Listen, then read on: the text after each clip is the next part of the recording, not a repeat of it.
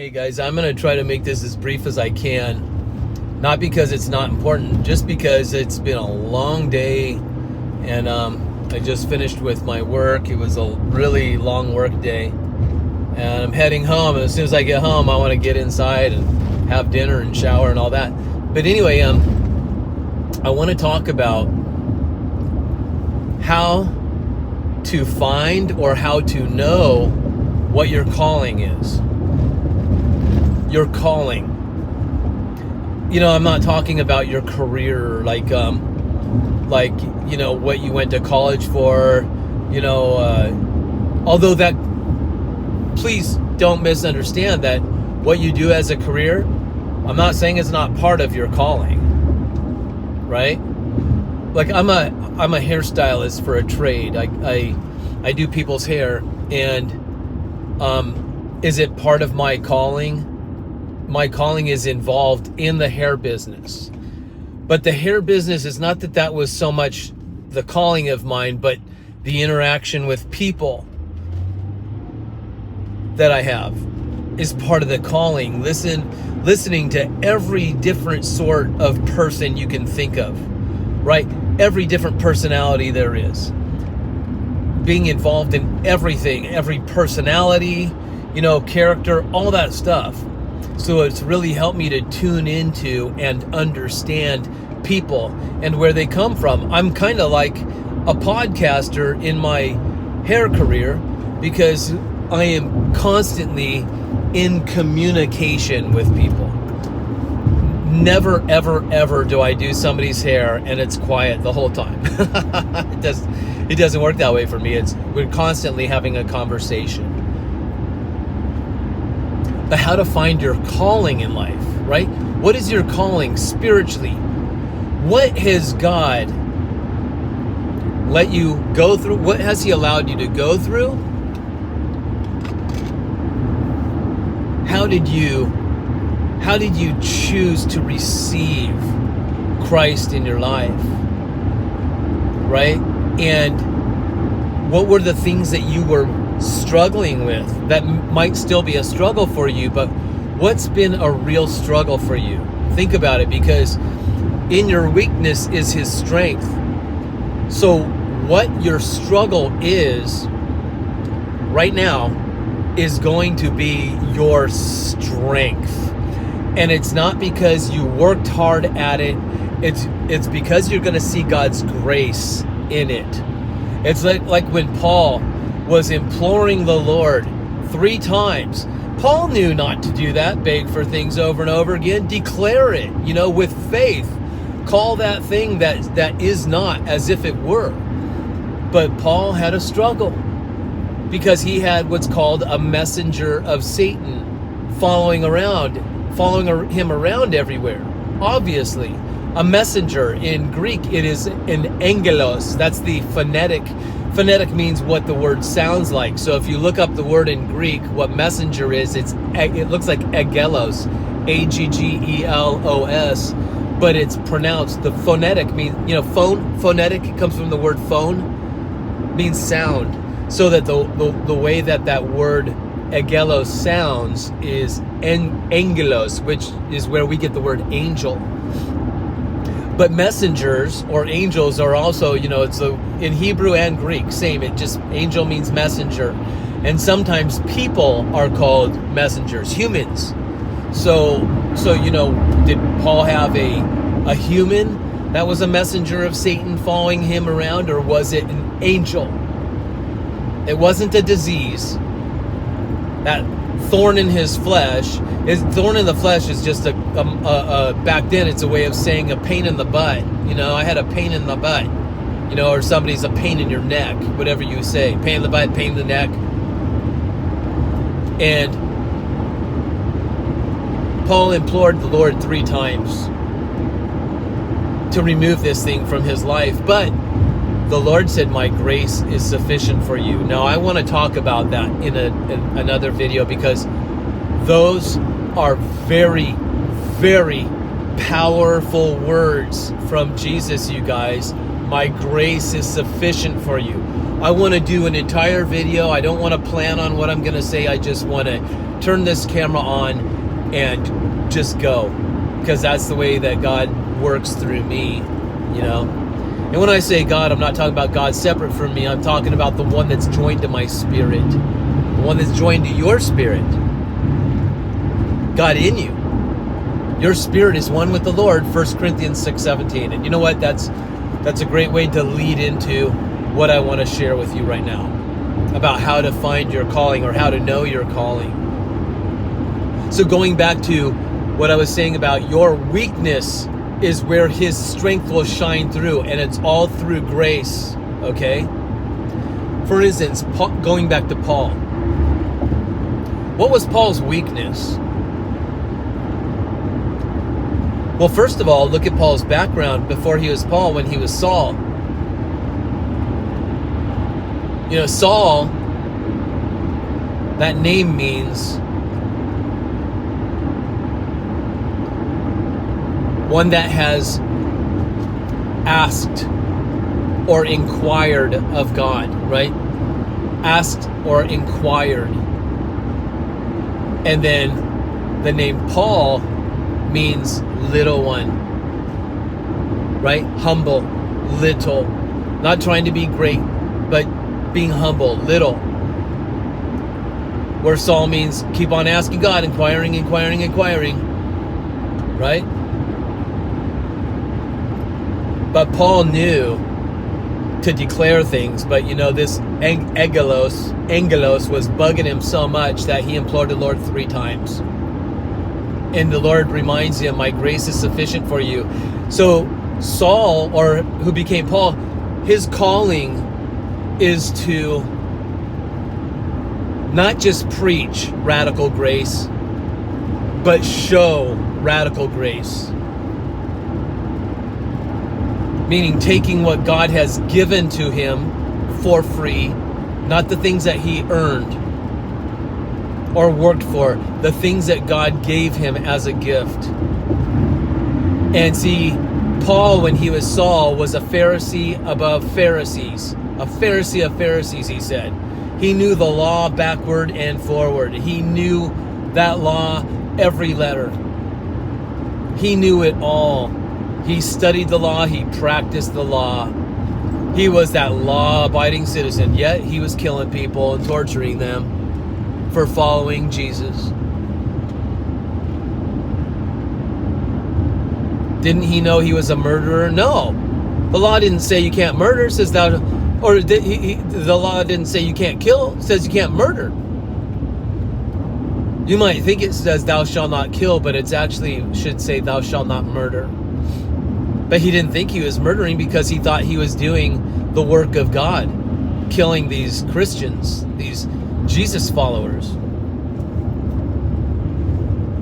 Until he had an encounter with Christ himself, the risen Christ, who appeared as a bright shining light to Saul.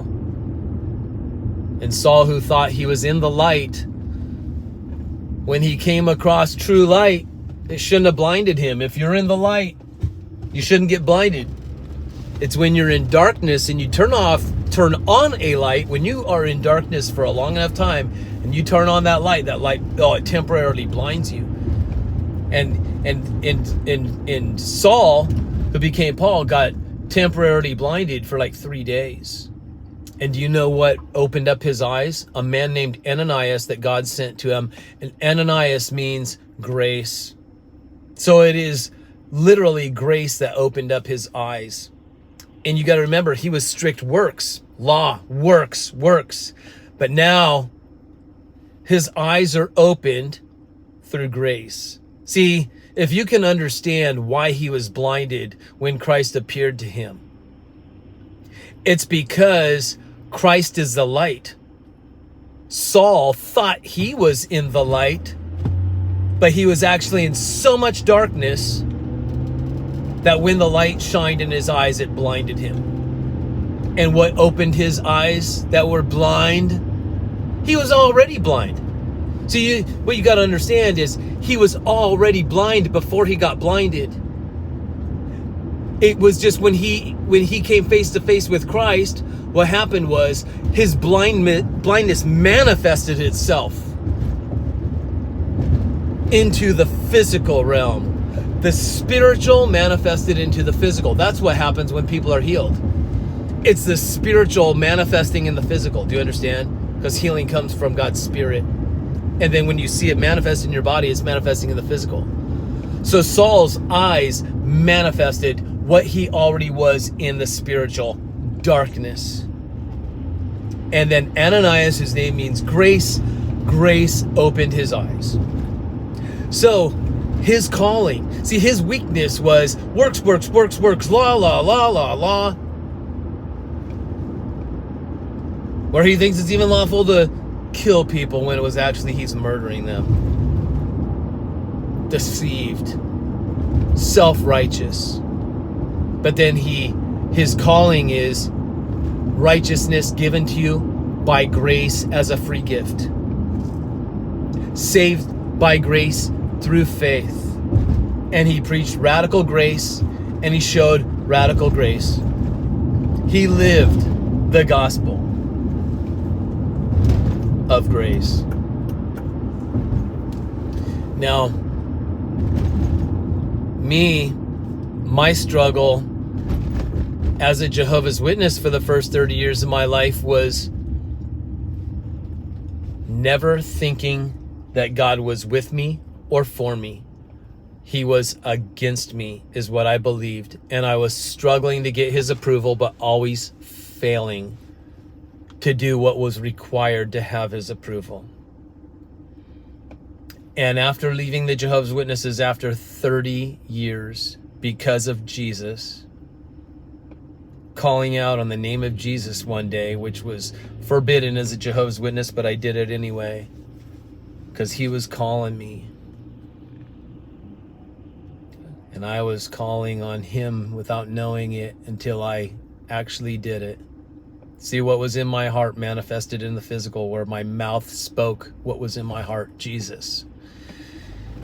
And things changed, and it took a lot of time, trust me. It's like God knew, turn that light on gradually for me. Don't blind me too much all at once, so that my eyes could adjust, my spiritual eyes. Do you understand? So now, as a believer in Jesus Christ, over the years, what happened to me was started questioning if I actually got saved in the first place, because there's some desires that I still have within my flesh that they overtake me so much I must not be saved. And then hearing all the preaching about, hey, you might not be saved, and all the Christians that kept telling me, you might not be saved. Make sure that you say this prayer with all your heart and mean it. And they did that salvation prayer, you all know, And man, I just never knew. Did I actually mean it with all of my heart? So questioning salvation for years got me to actually say, I'm sick of this. And I didn't want nothing to do with God anymore. And I threw away every Bible I owned and all the things that I studied coming out of the Jehovah's Witnesses religion, and I threw everything in the trash. I was sick of God. I even called the Bible Bi-bull, meaning bi as in bipolar, and bull as in bull, you know what? That's how I felt about that Bible, and how I felt about God. Just a bunch of you know what BS. So it took me a lot of time to want to come back to God, but God started communicating with me with this number 11 that I've shared with you guys. I kept seeing 11 so much supernaturally. I mean, I wouldn't look for it. It would just show up on a digital clock. I'd glance at the clock and there's 11, not even thinking about it. But when I started paying attention and saying, man, I sure am seeing this number a lot. What is going on? At first, it was like I felt like I had a curse in my life. Like, oh, what is this? Disorder and chaos? Is that what this means? Does it mean I'm wicked? Until I actually came to God and started praying, like, is it you communicating with me? And if it is, what are you personally trying to tell me? I didn't want to look up the meaning of 11 through other people, online sources. I didn't want to know what they say. I want to know, why is God showing me this number if it is God? And of course, if you've heard my videos before, unless this is your first time here, welcome. Thank you for watching. But if not, if you've already heard me say it, I'm just going to make it brief. 11 looks like two numbers, a 1 and a 1, but these numbers reflect each other, the two ones. And what happens is they are identical twins. They're of the same nature and substance. There's a 1 here and a 1 here. Now, when you take two number ones that look separate and you bring them together, they become the number 11. And the number 11 looks like two numbers, but it's actually one number. So in the physical, when you look at it, it looks like two. But in the spiritual, it is one. 11 in the English language, in the English numerology, 11 numerology, I don't know if I'm not saying the study of numbers, but in our number system, the number 11 is the only number that consists of two numbers, but it is one number. 11's one. And no other numbers like it. The two become one. That's marriage. That's covenant. That's a secure covenant from God. It's a contract. And God does not break his covenant. We do. But he doesn't. He honors it, which means God, who hates divorce, does not ever divorce you because he has made a covenant with you. He doesn't say, as long as you do this and that. That's the law covenant. We're not under that. We're under a grace covenant. Under this grace covenant, God says, I will never leave you and I will never forsake you, which means he will never divorce you. Never. No matter what. You can be the cheater on God, but he's not divorcing you for cheating. We do that to people, but God doesn't do it to us. Can you believe that? So if you can't, well, you can't believe in his grace then. You're not ready yet. But hopefully God's letting your heart get prepared to receive his grace, because that's the only way to have that salvation gift. It's the only way to get all of the gifts that God gives you in this salvation package. There's so many gifts involved. If we only understood our salvation, right, what it is. So anyway, God shows me this number 11 because my greatest weakness as far as spiritual things go is thinking I am separate from God, questioning if I'm joined together with him as one, questioning if I'm saved, questioning if I even have a little bit of favor with him. And what he shows me is it's not by my works. It's not by my good behavior and avoiding bad behavior. It's all through Christ, what he's done for me, and just receiving that gift that he's given me. So he gave me gifts, many of them. But what is my calling? And, not knowing for a long time, what purpose? What is my calling? But then I understand God's been communicating with me through the number 11. To tell me that I am one with him and he'll never leave me, forsake me, or divorce me. So no matter what, I can't escape his salvation. Just like no matter what, Adam couldn't escape his sin. He might have said, you know what? I choose never to sin again. I'm not ever doing this thing. But he already had been branded sinner because of that one time he failed.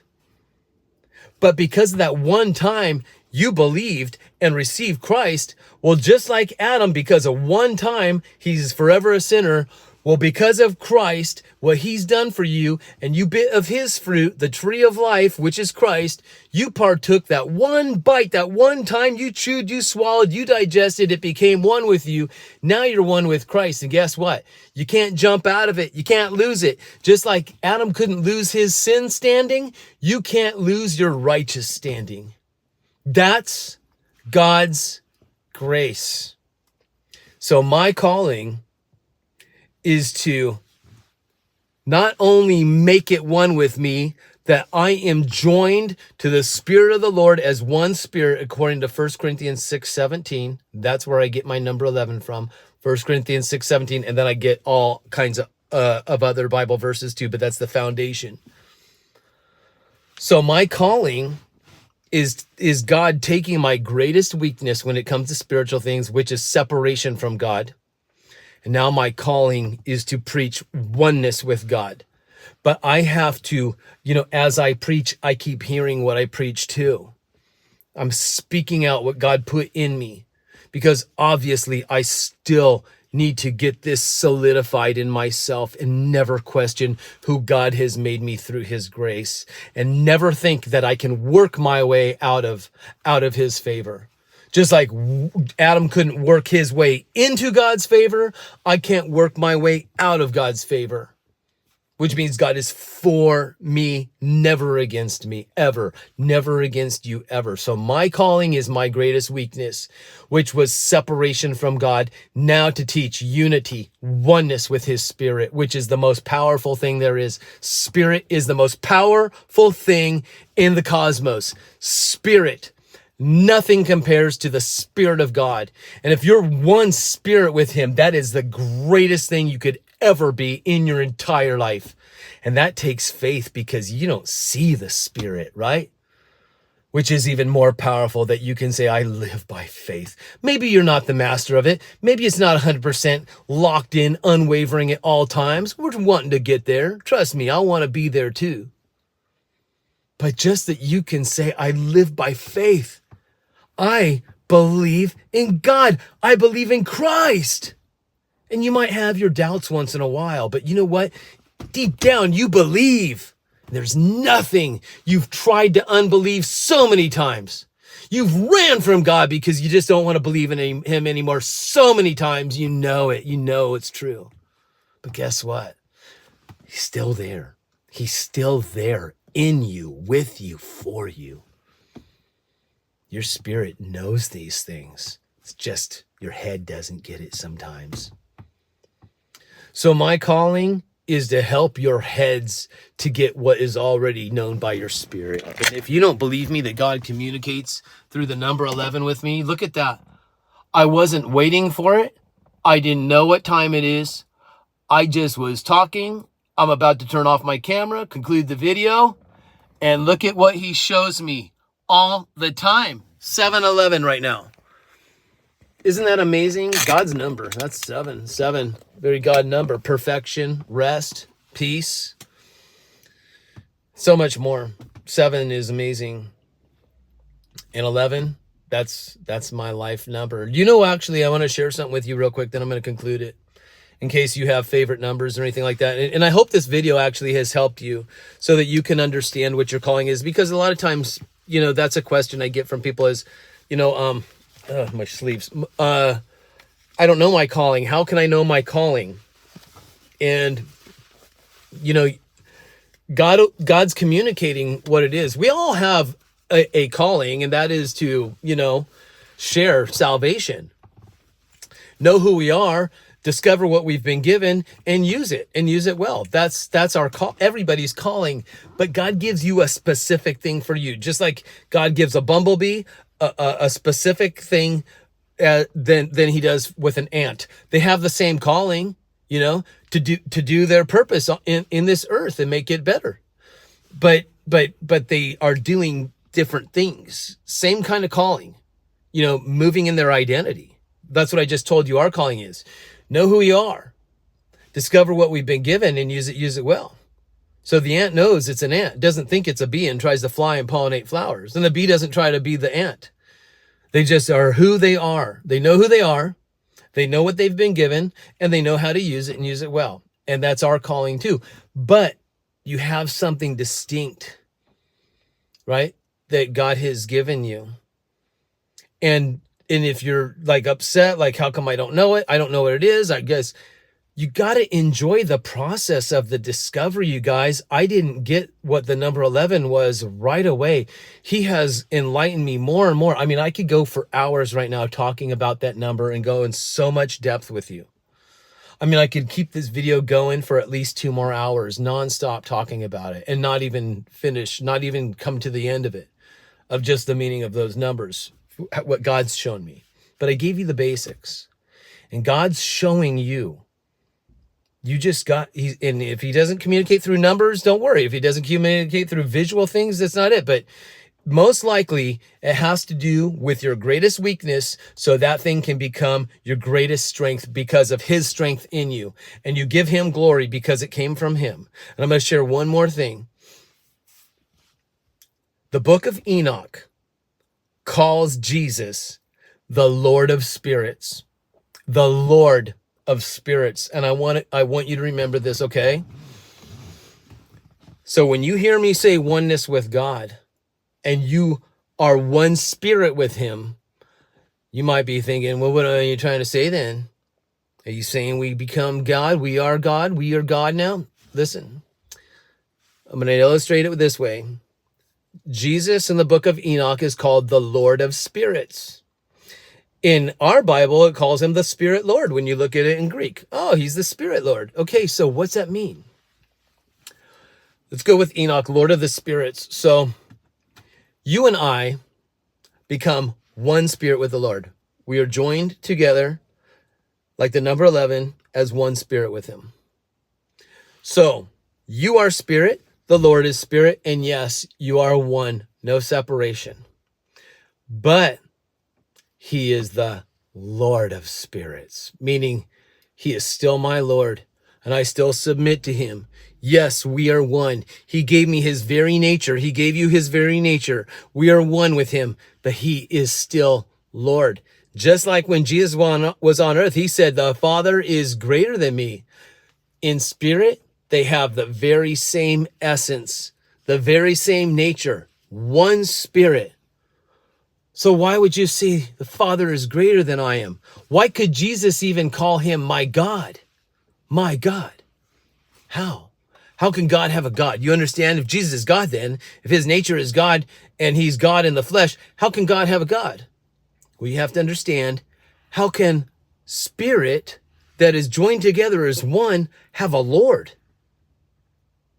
Because that's how it just works. The Son willfully submits to the Father. The Spirit willfully submits to the Son and to the Father. The Holy Spirit, our spirit, willfully submits to the Son, to the Father. Do you understand? It's a beautiful, beautiful thing. It doesn't show pride. It shows humility. And there's so much more depth I can go into about this. I just wanted to share that with you as a little side note. Anyway, I love you guys. Please, if you want to share in the comments or even in a letter, write to me, make comments. If you want me to even make a video about your story, I will share it, right? You can always email me. It's in the description box, michaellehre@yahoo.com. Email me if you want me to share your story, or if you even want to share. But I would love to hear about how you discovered your calling, and specifically for you, that would be great. I would love to share those kinds of things. I want to share your guys' testimonies, honestly. And I'm going to be receiving more letters and stuff to share soon. But anyway, feel free, please. michaellehre@yahoo.com. Love you guys. God bless you. And I'll see you all next time.